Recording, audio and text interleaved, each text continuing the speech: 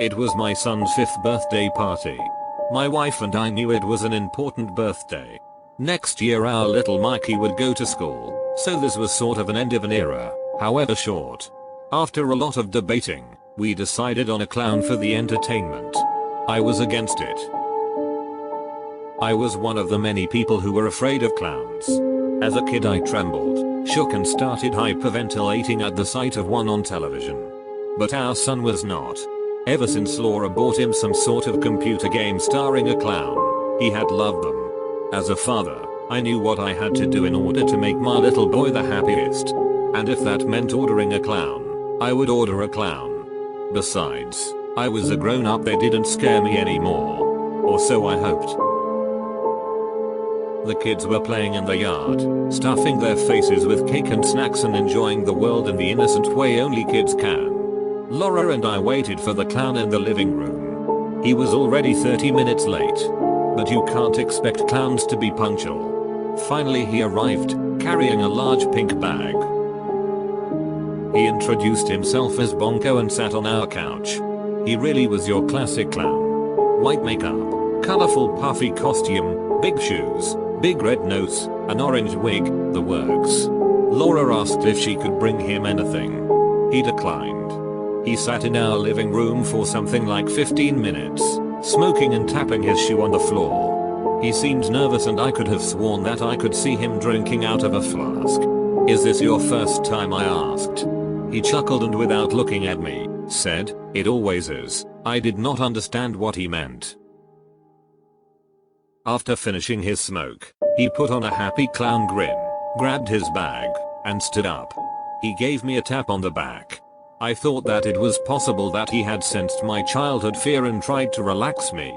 Bonko went outside and started the show. He juggled, told jokes, sprayed water around, did some classic slapstick. Even I had to admit he was good. And the kids were just entranced. And now for the big finish, he declared. He took out 3 colorful boxes from his bag. They looked like birthday presents.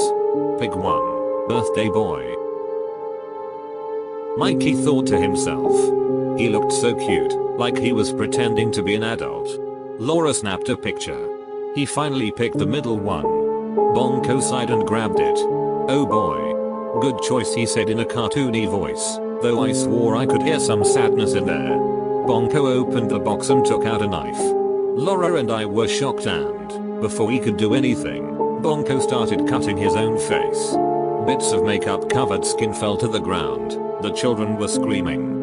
Our little Mikey was covered in the clown's blood and crying. I ran to stop Bonko, but he collapsed to the ground.